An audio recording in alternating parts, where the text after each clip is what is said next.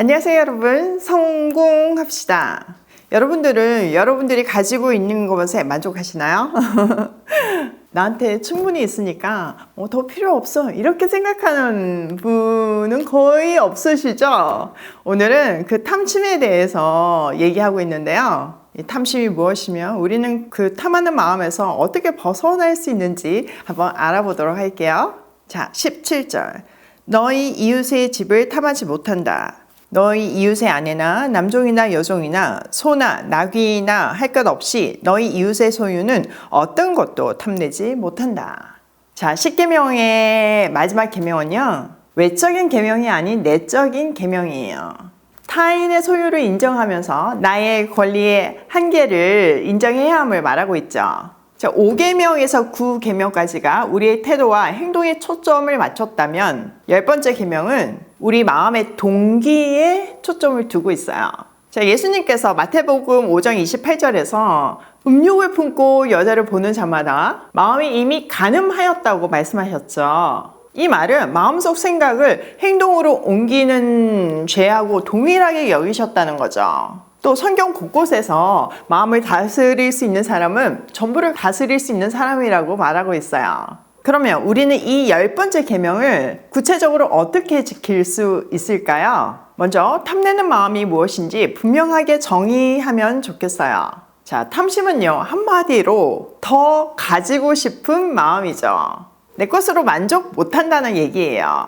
이것은요, 보이는 것과 보이지 않는 것, 그 모든 것을 포함해요. 예를 들어서 물질과 같은 보이는 것뿐만 아니라 인기, 칭찬, 평판, 명예, 심지어는 재능, 외모, 학벌까지 다 부러워하잖아요. 그런 것들에 욕심을 내는 마음 자체가 탐심이라는 거죠.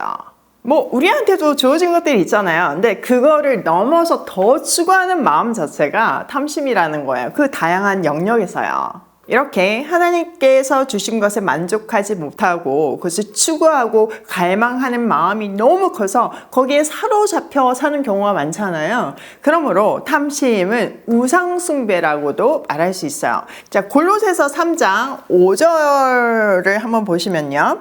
그러므로 땅에 속한 지체의 일들 곧 음행과 더러움과 정욕과 악한 욕망과 탐욕을 죽이십시오. 탐욕은 우상 숭배입니다.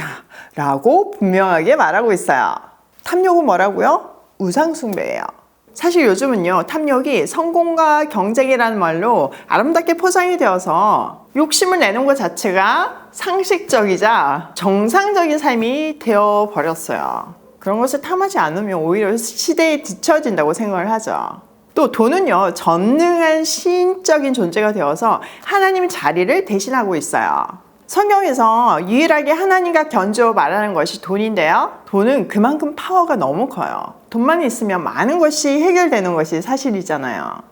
2015년 영국 일간지인 텔레그래프에 의한 통계청 자료를 분석해보면요. 영국의 부유층 아이와 빈민가 출신 아이의 건강 수명 예측치가 무려 20년 차이가 났다고 해요. 여기서 건강 수명은요, 평균 수명을 기준으로 병이나 부상 등의 평균 장애 기간을 뺀 삶의 시간을 얘기해요. 그러니까 출생에서 사망까지 건강하게 살았던 삶의 기간을 말하죠.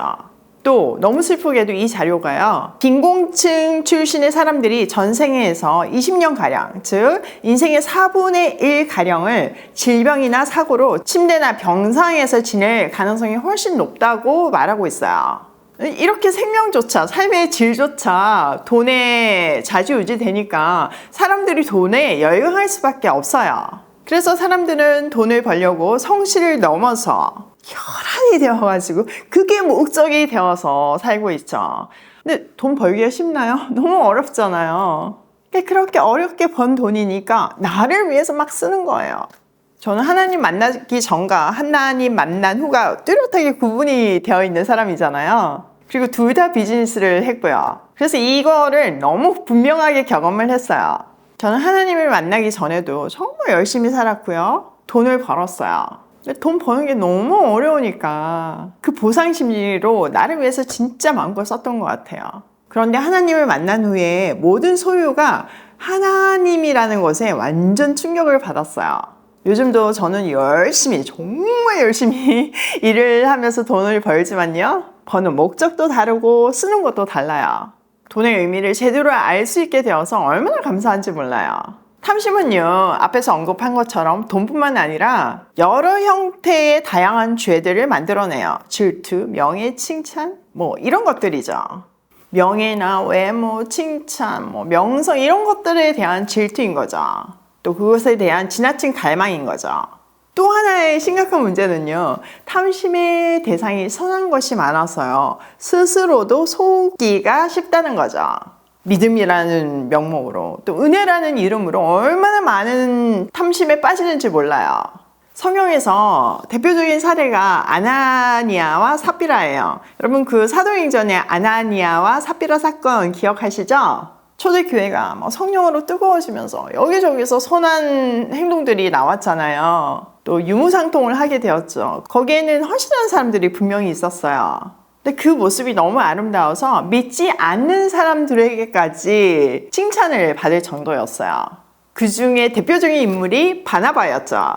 원래 바나바의 이름은 요셉이었거든요. 근데 사람들이 위로의 아들이라는 바나바라는 이름을 붙여줄 정도로 헌신을 많이 했고 사람들의 사랑도 많이 받았어요. 많은 사람들이 위로를 받았으니까 그에게 사랑과 존경을 표했겠죠. 그런데 그거 꼭 질투하는 사람이 있잖아요. 아나니아와 삽비라가 그랬던 것 같아요. 그래서 자기네들도 하나님께 뭔가 한 건 해야겠다고 생각을 했죠. 그래서 밭을 팔았는데 문제는 팔고 났더니 아까운 거예요. 그래서 그걸 일부 숨기고 내놓았어요. 근데 성령께서 엄중히 그걸 들춰내셨고 그 부부는 하루에 연이어서 죽어나가는 비극으로 끝이 났어요. 이 사건은요, 부흥하고 있던 초대교회에 경건한 두려움을 주었죠. 저에게도 이 본문이 굉장히 특별하고 또 저에게도 경건한 두려움을 주었는데요. 저희 교회가 예전에는 새벽 예배 때 성경의 순서대로 이렇게 본문이 이어졌어요. 그러니까 뭔가 의도하고 그날 말씀이 전해지는 게 아니고 그냥 순서대로 가는 거죠. 그런데 이제 한국에서 첫 비즈니스를 시작하는 날 본문이 딱 이 내용이었어요. 근데 그날따라 아무도 안 오시고 우리 부부만 있는 거예요. 이제는 하나님을 알고 미션으로서 비즈니스를 시작하는 우리에게 엄청난 메시지였어요. 그날의 엄한 말씀 아래서 비즈니스를 하려니까 제가 매일 하나님 앞에 엎드릴 수밖에 없더라고요. 그래서 이렇게 여러분을 만나게 되었죠. 너무 감사하죠. 그리고 오일 패밀리를 통해서 탐심이 아니라 정말 하나님의 물질과 하나님이 주신 시간과 하나님이 주신 재능을 흘려보내고 있잖아요. 우리의 삶은 정말 복된 것 같아요. 자, 이렇게 탐심이 무엇인지 명확하게 알았으니까 구체적으로 우리 삶에 어떻게 적용해야 되는지도 한번 살펴볼게요. 근데 딱 하나밖에 없어요. 하나님의 왕되심을 선포하는 것 외에는 다른 방법이 없어요. 내 인생의 주인이 하나님이시고 그분의 완벽한 계획 속에서 나의 모든 것을 주셨다는 것을 믿는다면 우리는 가진 것에서 자족할 수 있어요. 어떤 환경이라도 감사할 수 있어요. 바울은 빌립보서 감옥에서 자족하는 일치의 비결을 배웠다고 고백하잖아요. 한번 볼까요? 빌립보서 4장 11절. 내가 궁핍해서 이렇게 말하는 것이 아닙니다. 나는 어떤 처지에서도 스스로 만족하는 법을 배웠습니다. 나는 비천하게 살 줄도 알고 풍족하게 살 줄도 압니다. 배부르거나 굶주리거나 풍족하거나 궁핍하거나 그 어떤 경우에도 적응할 수 있는 비결을 배웠습니다. 나에게 능력을 주시는 분 안에서 나는 모든 것을 할 수 있습니다. 나에게 능력을 주시는 분 안에서 모든 것을 할 수 있습니다. 여러분, 바울이 이 고백을 어디에서 하고 있나요? 네, 맞아요. 로마 감옥에 갇혀서 하고 있어요. 그를 갇히게 하신 분이 하나님이시기에 그곳이 가장 안전한 곳이고 그곳에서 모든 것을 할 수 있다고 고백하고 있는 거예요. 진짜 그랬나요? 능력 주시는 분 안에서 그냥 감옥에서 모든 것을 할 수 있었어요. 이렇게 빌립보서 성경도 썼고요. 그로 인해 복음이 땅끝까지 전해지고 있었고요. 갇힌 바울의 태도에 많은 사람들이 용기를 얻었고요. 믿음으로 어떻게 고난을 이겨내야 되는지를 배웠고요. 또 그렇게 이겨냈고요. 진짜 복음이 무엇인지를 알았기 때문에 교회가 든든해졌어요. 진짜 감격이지 않나요? 자, 오늘 내용을 우리 삶에 한번 적용을 해보면요. 첫 번째, 탐심은 우상숭배이다. 하나님보다 더 귀하게 여기는, 의지하는 모든 것을 우상숭배라고 말하잖아요. 그러니까 하나님보다 더 의지하는 것이 있다면, 그 탐하는 것이 있다면 그것은 분명 우상숭배예요. 두 번째, 믿음이라는 이름으로, 은혜라는 명목으로 탐욕의 죄에 빠질 수 있다. 우리가 아나니아와 삽비라의 경우에서 확인했죠? 세 번째, 하나님이 내 인생의 주인이라고 고백할 때 탐욕에서 벗어날 수 있다. 그 외의 방법은 없습니다. 오늘도 하나님이 주신 것에 만족하며 감사하며 충만하며 탐욕에서 벗어나기를 소원하며 고싱해요.